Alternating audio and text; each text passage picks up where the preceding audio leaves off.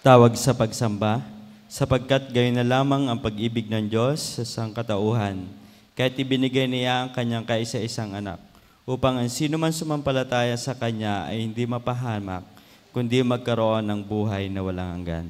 Tumayo po tayong lahat at awitin po natin ang awit ng pagsamba, Hark the Herald Angels Sing.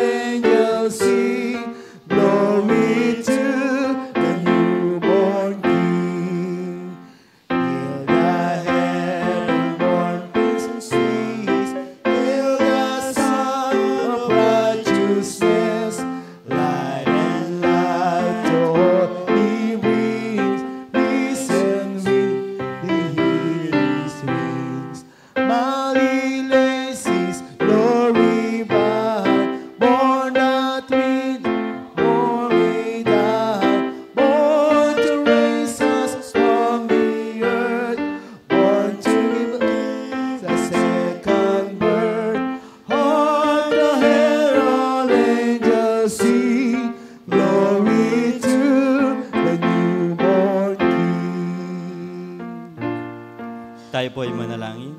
Diyos na makapangyarihan sa lahat, Diyos na makapagbala sa lahat, marami pong salamat sa gabing ito na patuloy na pinagkaloob mo po sa amin. Samahan mo po kami sa aming pananambahan, O Lord. Ikaw nga po ang makita sa oras na to, O Lord. Dahil ito ay isang pasasalamat namin sa iyo dahil ikaw ay Diyos na buhay na nag-iingat at nagpapala sa bawat isa sa amin. Ito po ang aming panalangin sa pangalan ni Jesus. Amen. Para po sa sagutang pagbasa, sumusulat kami sa inyo tungkol sa Kanya na simula pa'y siya na ang salitang nagbibigay buhay. Siya ay aming naririnig at nakikita, napagmamasdan at nahahawakan. Kaya ang buhay na ito, nakita namin siya at pinapatotohanan namin at pinangangaral sa inyo ang buhay na walang hanggan na kasama ng Ama at nahayag sa amin. Ipinapahayag nga namin sa inyo ang aming nakikita, narinig upang makasama kayo sa aming pakikiisa sa Ama at sa Kanyang anak na si Jesucristo. Sinusulat namin ito upang malubos ang aming kagalakan. Ito ang aming narinig sa Kanyang anak at ipinapahayag naman namin sa inyo. Ang Diyos ay liwanag at walang anumang kadiliman sa Kanya. Sinasabi natin tayo may pakikiisa sa Kanya, ngunit namumuhay naman tayo sa kadiliman, nagsisinungaling tayo at hindi namumuhay ayon sa katotohanan. Ngunit kung namumuhay tayo sa liwanag, gaya niya na nasa liwanag, tayo nagkakaisa at ang lahat ng ating kasalanan ay nililinis ng dugo ni Jesus na Kanyang anak.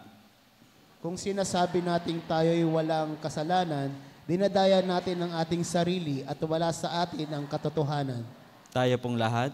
Subalit kung ipinapahayag natin ang ating mga kasalanan, patatawarin tayo ng Diyos sa mga ito. At lilinisin tayo sa lahat ng ating kasalanan, sapagkat siya'y tapat at matuwid. And since my soul, tumayo po tayong lahat. My Savior God to Thee, how great Thou art, how great Thou art. Then since my soul, my Savior God to Thee, how great Thou art, how great Thou art. Sige po, pwede na po tayong umupo. Tinatawagan ko po ang nursery A class para po sa sayaw at awit.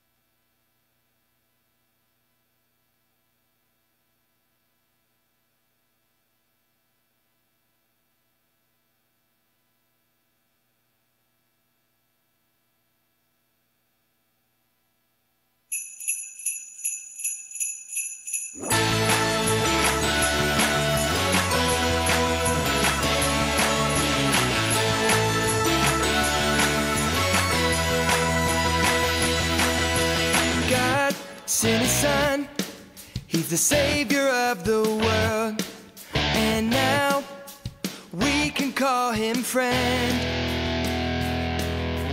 God sent His Son, He's the Savior of the world, and now we can call Him friend. Jesus, Savior, Jesus, Savior, we will tell everyone. Jesus, Savior, Jesus, Savior, He's the Savior of the world, Savior of the world.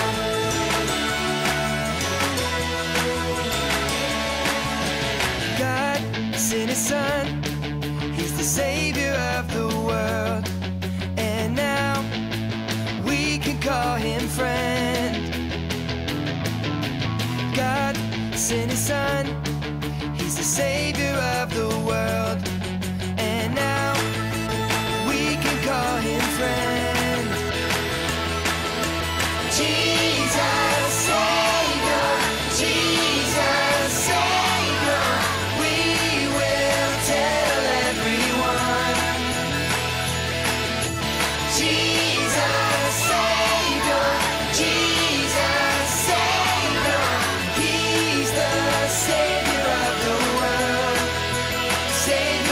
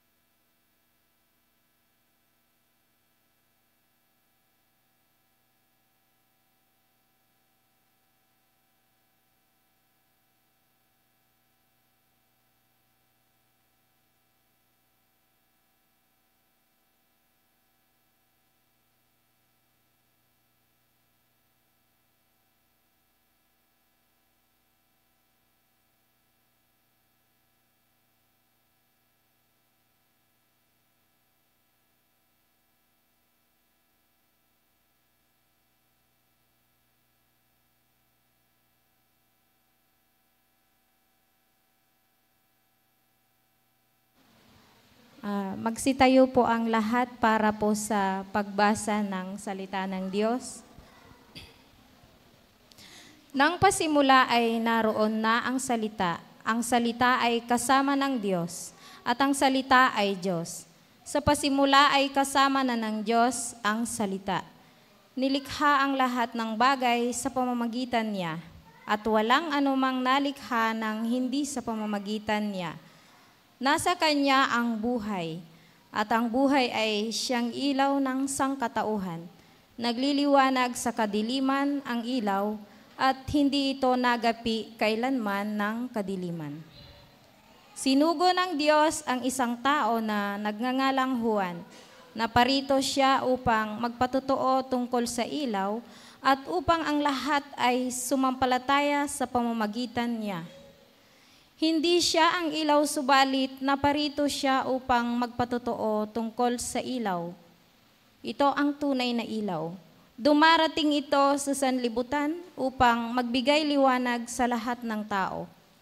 Dumating ang salita sa sanlibutan, ngunit hindi siya kinilala ng sanlibutang ito na nilikha sa pamamagitan niya.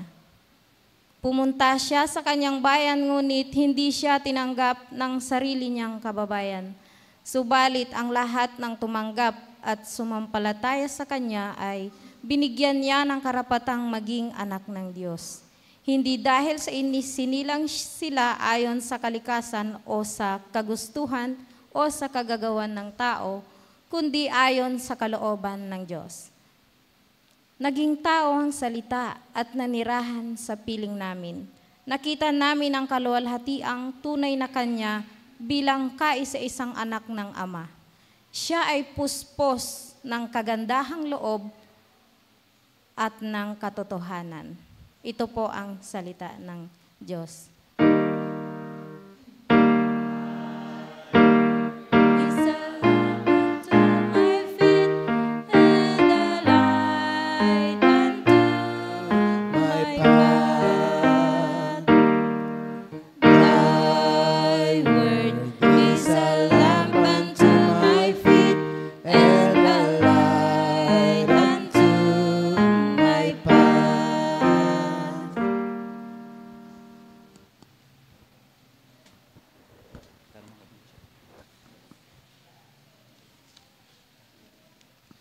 Good evening po sa ating lahat. Pagpasensyahan nyo na po yung aking boses. Nag-concert po kasi ako kagabi.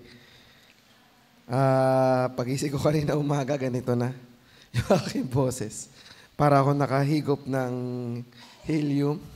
Ay, iba pala yung medyo mataas. Ganun pala yung helium. Ito parang medyo baka puyipiyok ako. Ayan. Sabi ko, matatawa ata kayo sa sermon. Hindi kayo no? Sorry. Paano ba yung ganitong boses? Anyway, bababaan ko na lang po yung aking boses para hindi po ako pipiyok, no? Ayan, ganito na lang po yung aking boses para maintindihan ninyo. Purihin po ang Panginoon. Purihin po ang Panginoon. Amen. Ayan. Praise God at sa gabing ito, makakapakinig po tayo ng kanyang salita. Ang aking pong mensahe ngayong gabi ay pinamagatang presensyang nakipamuhay. Ayan.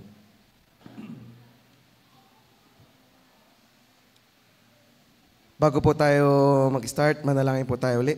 Ama, salamat po sa gabing ito na pinagkaloob mo sa amin.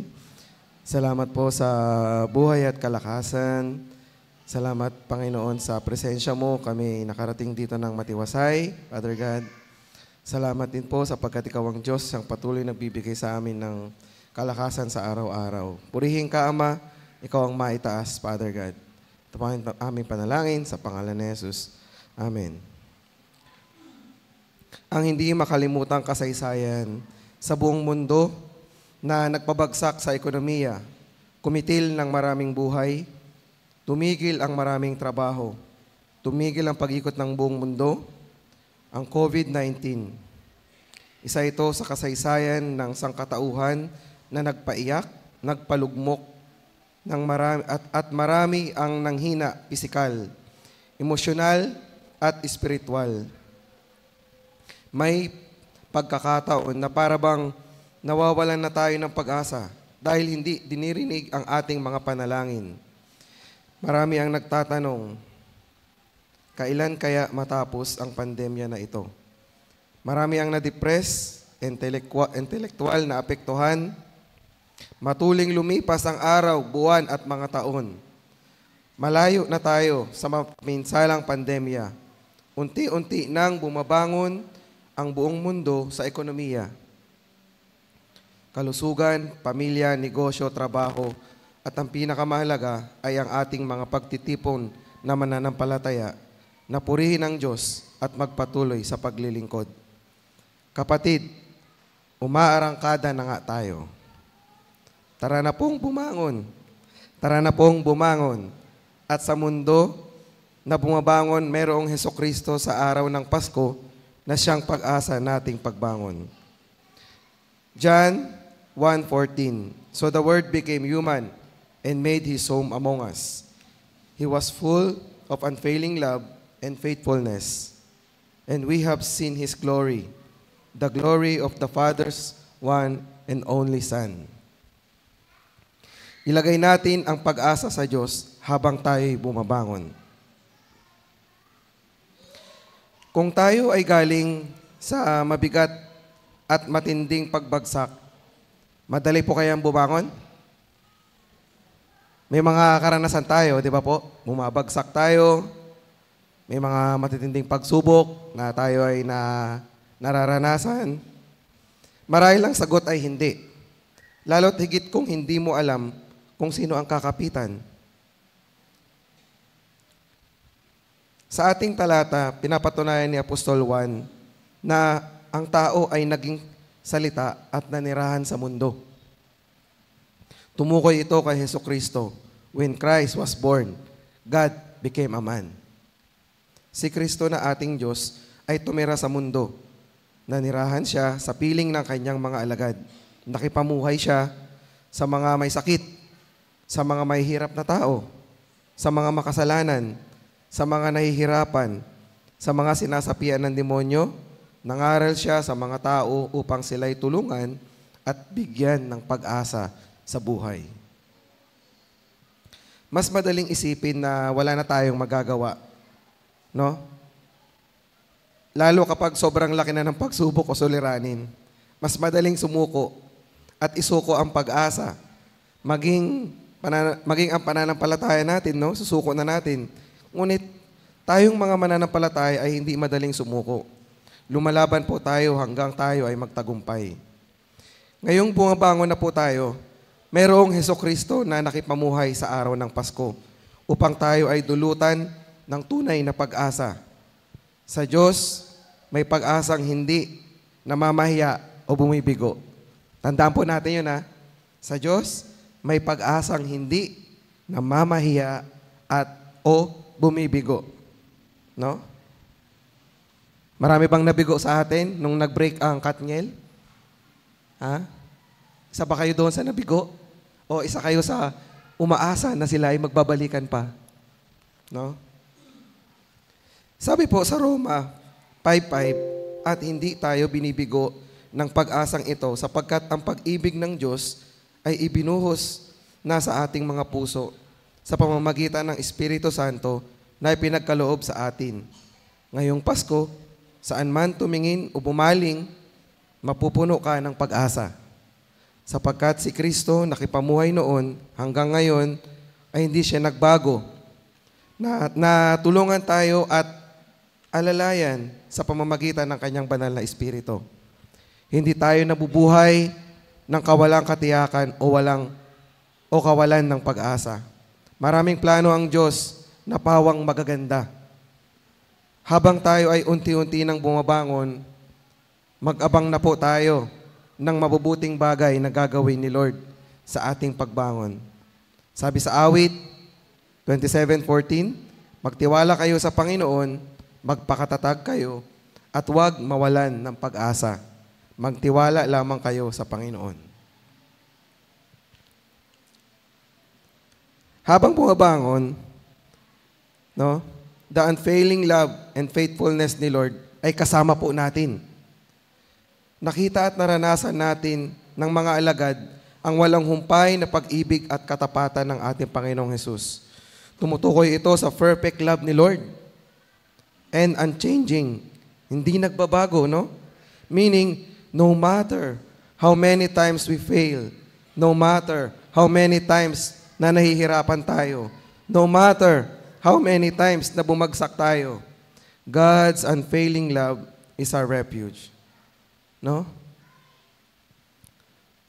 Sabi po sa awit 36:5, Your unfailing love, O Lord, is as vast as the heavens. No, sa Tagalog, ang wagas na pag-ibig mo, O Yahweh, ay walang hanggan.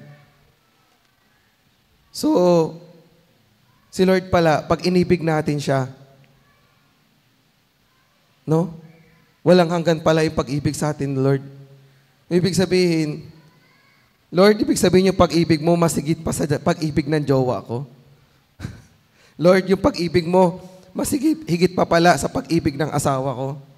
No? Gayon din ang sabi ni Apostol Pablo Roma, sino ang makapaghiwalay sa atin sa pag-ibig ni Kristo? Ang kaguluhan kaya? Ang kapaghatian? Pag-uusig? Pagkagutom? Kahirapan o kamatayan? Ayon sa nasusulat, dahil sa inyo, buong araw kaming pinatay. Turing nila sa amin ay mga tupang kakatayin lamang. Hindi sa lahat ng mga ito, tayo lalong higit pang magtatagumpay sa pamamagitan niya na nagmamahal sa atin.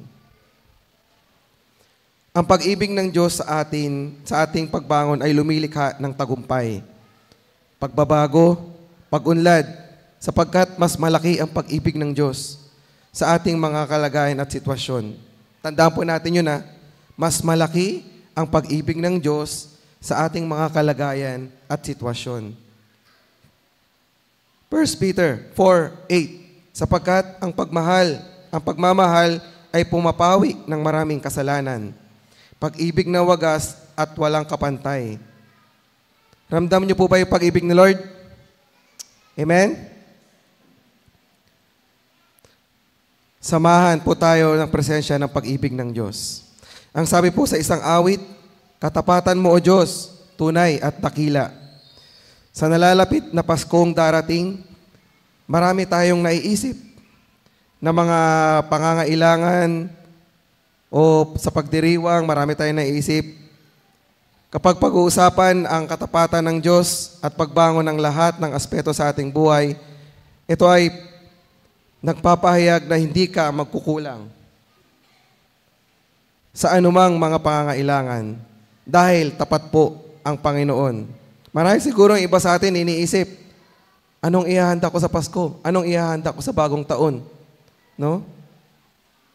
O maraming iba sa atin, makakasama ko kaya si ganito sa Pasko? Matutupad kaya yung wish ko? No?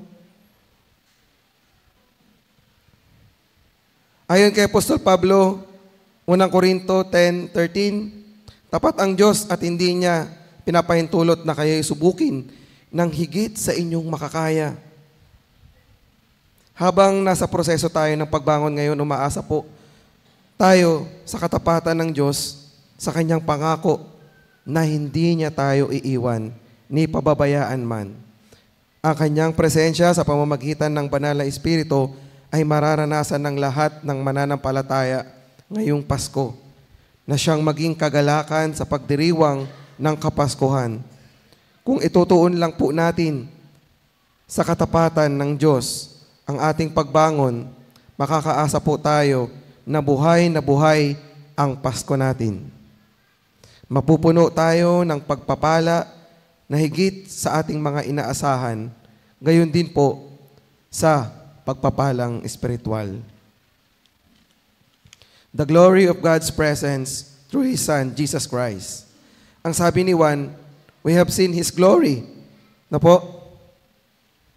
Then Moses and Aaron went to tabernacle and when they come back out, they blessed the people again. And the glory of the Lord appeared to the whole community. Nakita nila na naranasan ang presensya ng Diyos. Ang glory ng Diyos ay mismo ang kanyang presensya, no? Ano ang ibig sabihin nito sa ating pagbangon? Wala po tayong ibang masusumpungan na tulay na tutulong sa ating pagbangon kundi ang Panginoon. Hindi kung si ganito, hindi si ganyan, no? Si Lord. Na-remind na naman ako no? Na-remind na naman ako nung kami ay nasa hospital. Way back COVID. Ilang days kami doon. Yung asawa ko is, ano kami noon ang tawag doon? Yung yung sa bahay ka lang, quarantine ka. Dalawa kami yun. Ako hinihingal. Tapos siya buntis, hinihintay na lang siyang manganak. Then pumutok yung panubigan niya nang wala pa kaming, kumbaga wala pa siya doon sa niya. Hindi pa tapos yung quarantine namin. No choice. Sabi ng Sir, ang mga buntis na COVID ay dinadala lang sa iba. So dinala kami sa iba habang ako hinihingal dahil hinahabol ko yung hininga ko noon. Then pagdating ko sa iba, sa gate pa lang, pambihira na yung tipong, hospital pala, ito kala ko alam mo yun, kala ko parking lot, pati yung parking lot, as in sobrang dami doon, wala kang mapag-parking, iikot lang yung sasakyan sa iba. Yun yung time ng Delta. Alam niyo naman ang Delta, di ba? Sobrang lakas ng Delta variant noon. Tapos, every time na marinig ko yung mga oxygen, sabi sa akin nung kasama ko doon na 30 days na, Kuya, alam mo yung oxygen dati, umaga lang yan nilalagay. Umaga lang nagde-deliver. Ngayon, umaga, tanghali, gabi, madaling araw. So, ganun ka-stress. And then, hindi lang yun. Di ba? Nung time na yun, tawag dito, hindi lang kami na COVID. Yun, may nangyari pang iba sa wife ko. Dahil nga COVID, tapos ganun, almost siguro parang 50-50 na siya nun. Alam niyo po, yung time na yun, hindi ko alam yung gagawin. As in, hindi alam. Dahil to the point na hinahabol mo yung hininga mo, puyat ka. Tapos, hindi mo alam kung anong gagawin kasi yung nurse, isa lang niyang nagjo-duty dahil lahat ng yung ibang nurse is naka-quarantine din. Alam mo yun, grabe si Lord. Yung time na yun, sabi ko, alam ko hindi mo ako papabayaan. Ang ginawa ko lang that moment, nagpe-pray lang ako na nagpe-pray. Kinakausap ko si Lord. Sabi ko, Lord, tulungan mo ako, palakasin mo yung loob ko. And then dumating ako sa point na sabi ko talaga, hindi ko na kaya. Physically. Yes, totoo yun. Physically na hindi ko na talaga kaya. Kasi yung energy ko, kumbaga ilang gabi kang puyat, tapos hinihingal ka pa, feeling mo, ikaw rin talaga is, isiswero na rin. Ganon. Hanggang sa hindi ko na mamalayan, nakaupo akong natutulog. At ito, natatandaan ko to. Kaya ito, na-remind na naman ako dito sa point na wala tayong ibang masusumpungan na tunay na tutulong sa ating pagbangon kundi ang Panginoon. That moment, hindi ko alam kung paano, pero kinaya. No, praise God. Hindi ko alam. Sabi ko, Lord, bakit naranasan to? Bakit ganito yung nangyari? Na parang pwede naman, naka-schedule naman na kaming mga siya sa Olongapo, pero bakit dito? Tapos, hindi namin nakasama yung bata. Kasi, positive. Tapos yung praise God, kasi yung bata, negative. Diba? So, ilang days na hindi namin nakasama yung baby. Praise God, kasi nakapag-minister kami doon sa hospital. Nakapag-pray kami ng mga kasama namin. At talagang makikita mo na grabe si COVID. Yung tipong yung kasama ng asawa, ang lakas-lakas. Pagpupunta doon, ang lakas-lakas. Tapos mga after 3 days, tumatabi na sa asawa, giniginaw na, inuubo-ubo na. Yun, kasi nga nahahawa. No choice, hindi pwedeng walang kasama. So, yung ganong moment ng buhay namin na naranasan ko para talagang, sabi ko, Lord, grabe ka magmahal. Grabe ka magpakita ng pag-ibig mo. Grabe ka magpakita ng pag-asa mo. Yes, hindi lang isa na nag-seizure yung aking asawa that night, kundi 3 beses. Alam niyo na ba yung tsura ng nag-seizure, di ba? Praise God, kasi yung wife ko sa likod ngayon, nakakasama natin. Siya na nakakaalam ng lahat ng bagay, siya na nakakaalam ng pinakamabuting buhay para sa atin. Ang lahat ng nakita natin dito sa mundo na kanyang nilikha ay manifestasyon ng presensya ng Diyos. Tayong lahat, hindi po tayo aksidente na in-invite kayo ng Aldersgate, ng Castillo SUMC. Hindi aksidente na kakanta lang yung anak nyo dito, sasamahan ninyo, hindi yan aksidente. Marahil may reason si Lord kung bakit ngayong gabi, ako rin ang nag-speak, kung bakit ngayong gabi, kayo ang naka-schedule. No po?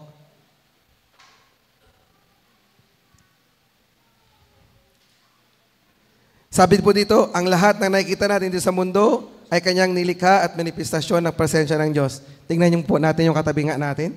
Kung talagang nagre-reflect si God. Sige nga po, ano po nakikita niyo? Ang iba dyan nakikita ninyo, anak ninyo. Yes.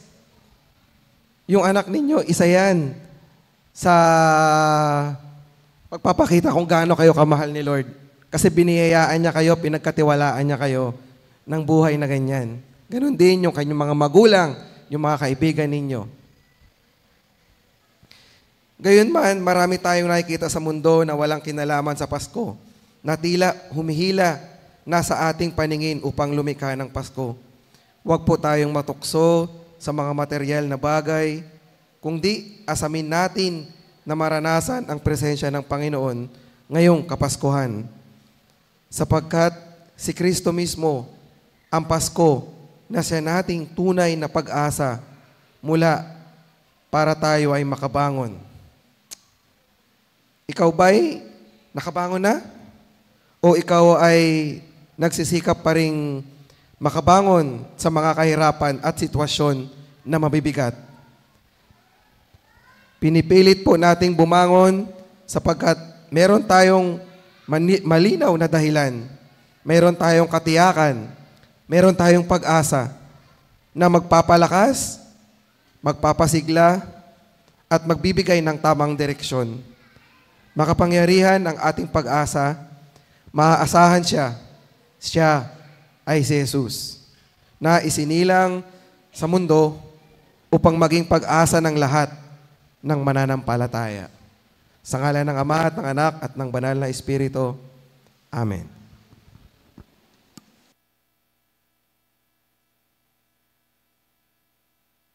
Para po sa awit at sayaw, tinatawagan ko po ang nursery tugi.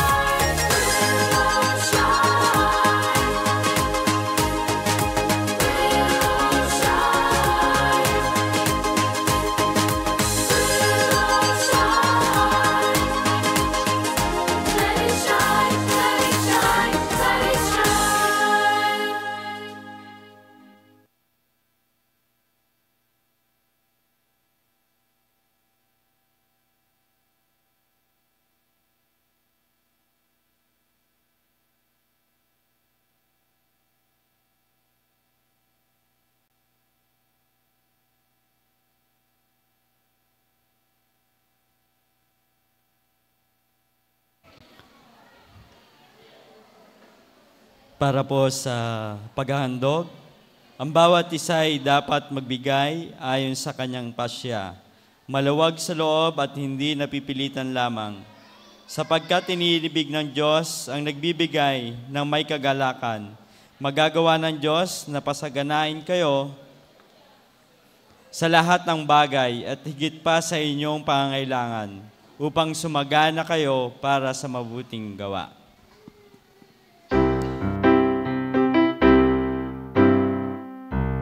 The sacrifice of praise into the house of the Lord. We bring the sacrifice of praise into the house of the Lord. And we offer up to you the sacrifices of thanksgiving. And we offer up to you the sacrifices of joy. We bring the sacrifice of praise unto the house of the Lord. We bring the sacrifice of praise unto the house of the Lord. And we offer up to you the sacrifices of thanksgiving. And we offer up to you the sacrifices of joy.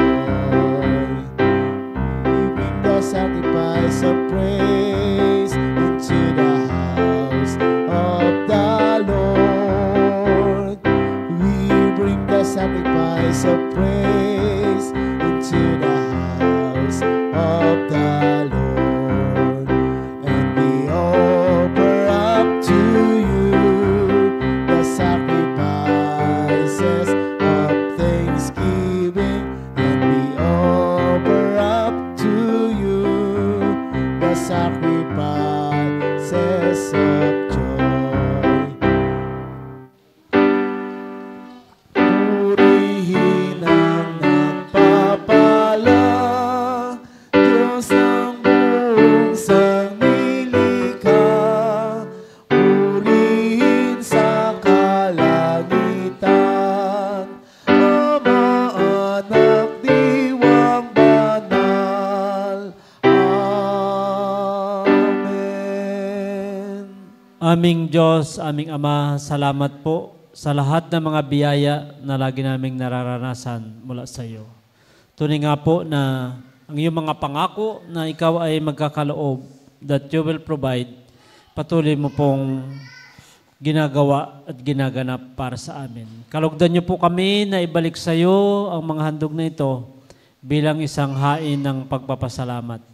Dalangin namin, Panginoon, na maranasan namin ang patuloy na pagdaloy ng iyong mga pangako, siksik, liglig at umaapaw ng mga biyaya. Dalangin ko po ang mga trabaho, pinagkakakitaan, negosyo ng bawat isa. Dahil alam po namin na mula sa iyo, mararanasan namin ang masaganang biyaya. Sa pangalan ng Ama, ng Anak at ng Banal na Espiritu. Amen.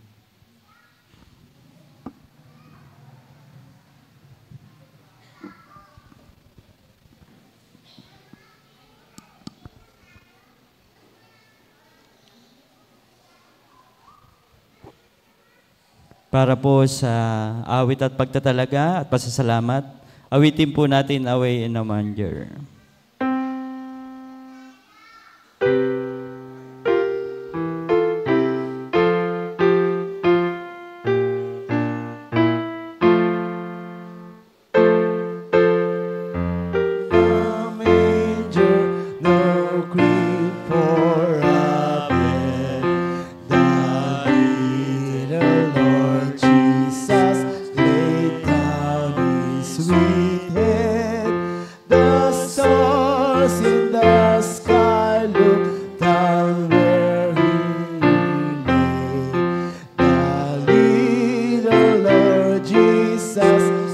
asleep on the hay.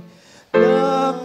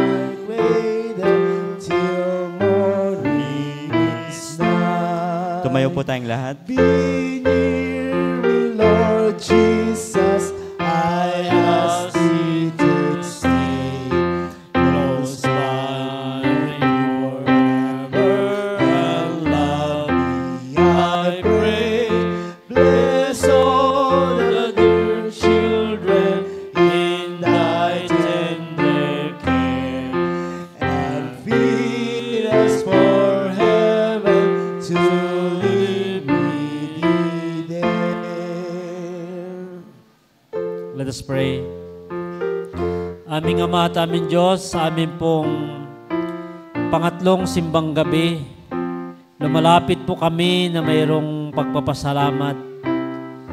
Salamat po sa iyong reminder ng iyong pag-ibig ay walang hanggan.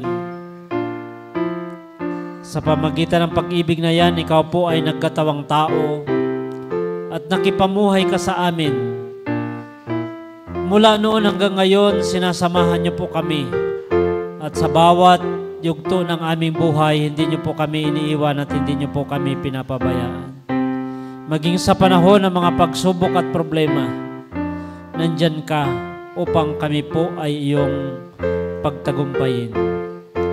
Sa anumang kalagayan ng iyong mga anak, sa bawat isa, sa bawat pamilya, sa aming pong pagbangon mula sa anumang mga pagsubok at problema, alam po namin na mayroong po kaming isang buhay na pag-asa, ang Diyos na makapangyarihan sa lahat.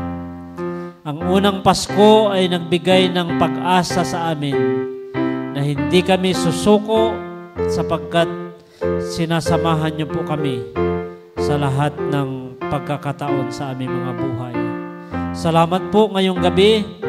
Nakasama po namin ang Nursery A, Nursery B learners at ng kanilang mga magulang. Sa iyo namin sila pinagkatiwala. Pagpalain niyo po mga bata na bigyan niyo po sila ng karunungan. Dalangin po namin ang kanilang magandang kalusugan. Bless niyo rin po ang kanilang mga magulang. Salamat sa pagkakataon, Panginoon, na ang kanilang mga talento ay may alay nila sa iyo. Muli po kaming lumalapit upang pagpalain niyo po kami. At sa pagtatapos ng aming pagsamba, hilingin namin, Panginoon, ang lahat ng mga panalangin ng iyong mga anak sa trono ng iyong biyaya. Sa aming pananampalatayang walang imposible sa iyo. Lord, kami po ay nagpapasalamat sapagkat tatanggapin namin ang tugon. Salamat sa iyong anak na ginamit sa kanya pong testimonyo ng tagumpay sa lahat ng mga pinagdadaanan ng buhay. Ito po ay patuloy na magsisilbing inspirasyon para sa aming lahat. Salamat.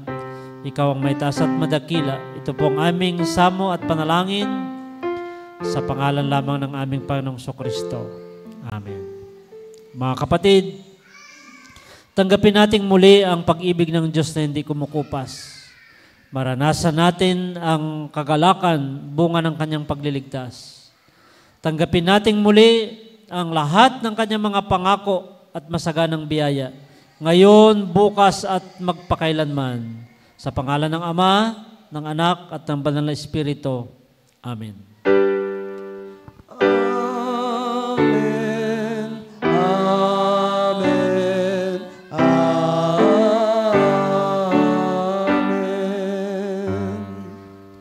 Palakpakan natin si Lord. Praise God. Sige po, upo muna tayo. Tawagin natin si Teacher Vilma. Si Teacher Vilma po, birthday po niya ngayon. Halika na. Awitan po natin siya ng happy birthday. Dito ka, Teacher, pagpipray ka namin. Sige po, awit tayo ng happy birthday.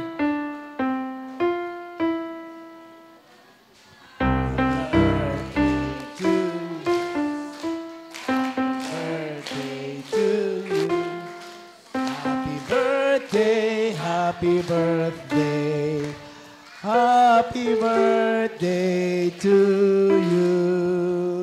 Sige po, ipag-pray natin siya. Extend natin yung kamay natin. Ganon. Lord, ang mga kamay namin na nakataas at nakapatong sa iyong anak na ito, Panginoon, ay isang panalangin. Na patuloy niyo po siyang pagpalain. Salamat po sa kanya pong bukasyon na magturo sa mga bata. Patuloy na ang kanyang mga panalangin nilalapit namin sa iyo at ng kanya pong buong pamilya kay Pastor, Panginoon, na kanya pong asawa. Salamat po dahil alam po namin na hindi mo siya pababayaan bagkus ay pagpapalain niyo po. Lahat ng mga wishes namin, Panginoon, ay maranasan niya sa kanyang buhay. Ibayo pang pagpapala ang maranasan niya. We speak blessing upon blessing na maranasan ng iyong mga anak. na ito. Sa pangalan ng aming Panginoong Kristo, ito ang aming mga panalangin. Amen. Salamat po. God bless. Happy birthday. Yan. Salamat po sa mga nursery learners at sa mga parents po nandito. Meron pong merienda doon sa likod. Yung mga kabataan po maiwan po at meron po tayong confirmation class. Yes. Thank you po. God bless sa inyong lahat. Joy to the world, the Lord is come. Let earth receive her King.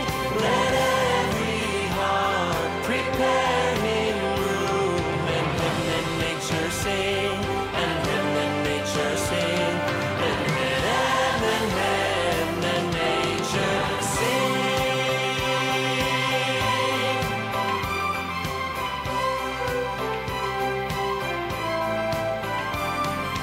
He rules the world with truth and grace, and makes the nations prove the glories of his righteousness, and wonders of his love, and wonders of his love, and wonders of his love.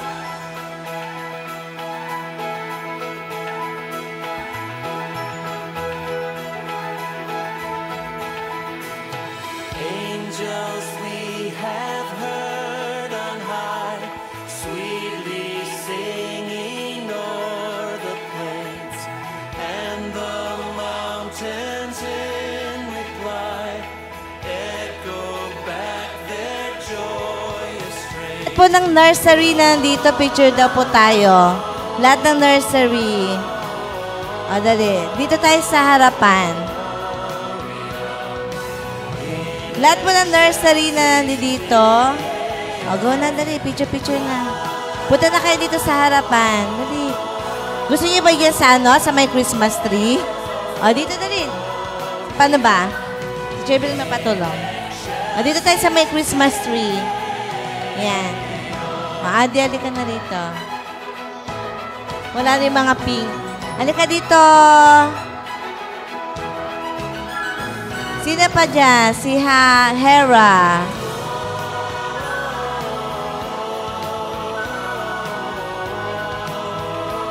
Yan, wala na dyan.